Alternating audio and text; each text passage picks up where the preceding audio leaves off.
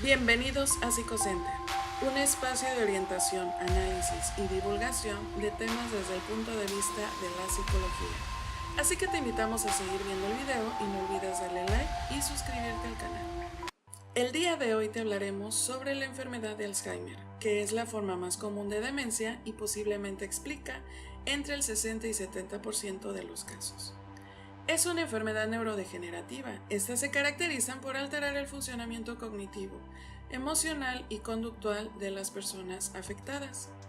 Algunas de ellas son especialmente prevalentes en nuestro contexto y representan un grave problema de salud en nuestra sociedad.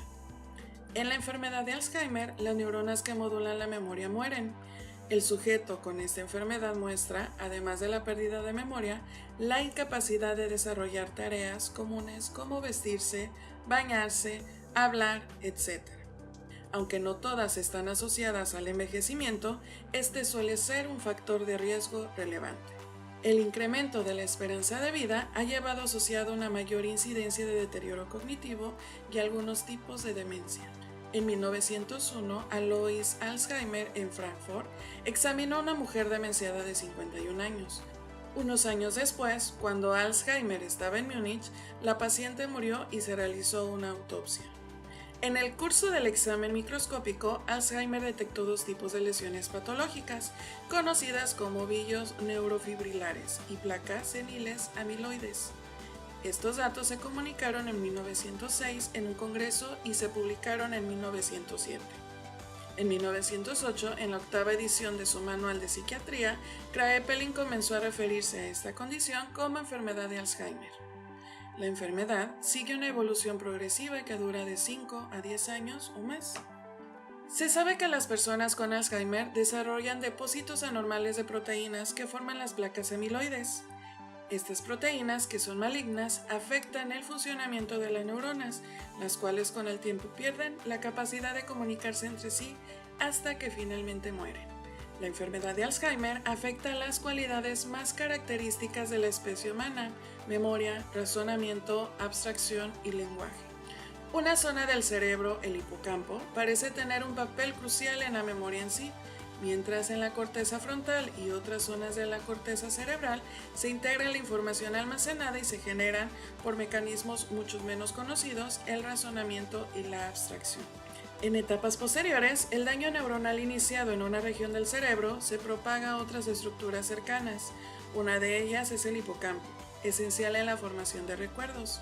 A medida que más neuronas mueren, las regiones cerebrales afectadas muestran una reducción en su tamaño, por lo que en etapas finales de la enfermedad el daño es tan evidente que el tejido cerebral se reduce drásticamente.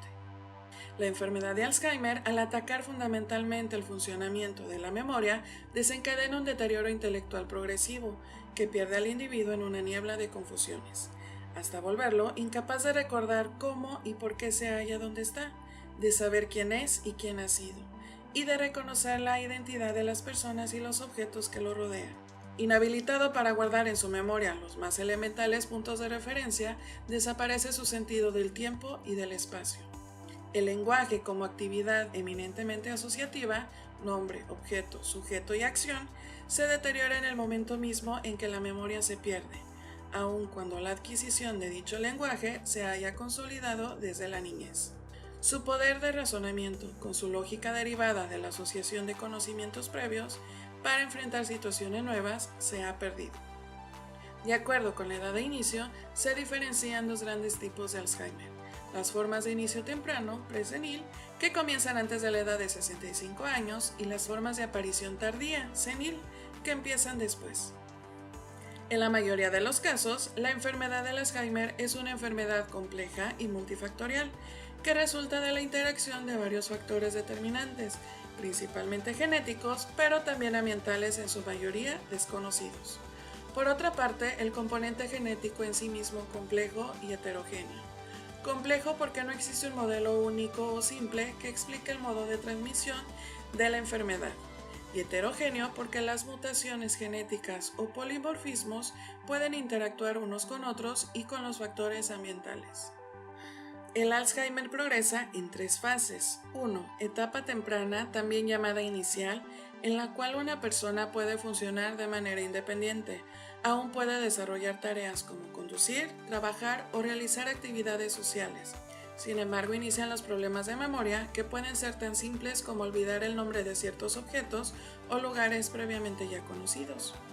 2. Etapa intermedia, en la cual se presenta un deterioro cognitivo leve y aparecen problemas más serios de memoria. Por ejemplo, el paciente tiene dificultades para recordar nombres de sus familiares. 3. Etapa final, en la que el sujeto carece de la capacidad de mantener una conversación debido a que pierde el conocimiento de las experiencias recientes. Además, derivado del grave deterioro en la memoria y las habilidades cognitivas, son muy comunes los cambios de personalidad. Las personas en esta etapa requieren de ayuda constante para realizar sus actividades diarias y de cuidado personal. El diagnóstico de enfermedad de Alzheimer corre a cargo del neurólogo, quien realizará una historia clínica, una exploración neurológica y se ayudará de los exámenes de laboratorio, neuropsicológicos y de neuroimagen para realizar el diagnóstico diferencial. Debido a que la enfermedad de Alzheimer es un trastorno neurodegenerativo, es decir, que las neuronas mueren con el tiempo, hasta el momento no existe una cura.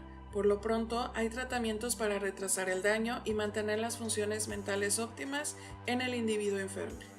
Entre estos medicamentos que regulan la liberación y el funcionamiento de sustancias químicas que el cerebro produce, llamadas neurotransmisores, que transmiten las señales entre las neuronas. Si se modulan los niveles de los neurotransmisores, es posible que el enfermo de Alzheimer logre mantener funciones relativamente adecuadas en el pensamiento, la memoria y el lenguaje. Sin embargo, es importante recalcar que estos fármacos no impiden que las neuronas continúen muriendo, por lo que su eficiencia es por un tiempo limitado. Debemos comprender como profesionistas, cuidadores o familiares que el enfermo de Alzheimer es un ser humano que está sufriendo una transformación de su realidad. La comprensión y el amor de sus familiares y de la sociedad en general son indispensables para minorar su padecimiento. Y así llegamos al final de este video, recordándote darle like a este video y suscribirte al canal. Si tienes dudas, comentarios y recomendaciones de temas, no dudes en escribirnos en comentarios. Te agradeceremos tu participación. Y recuerda, la misión de la psicología es darnos una idea totalmente diferente acerca de las cosas que más sabemos. Gracias.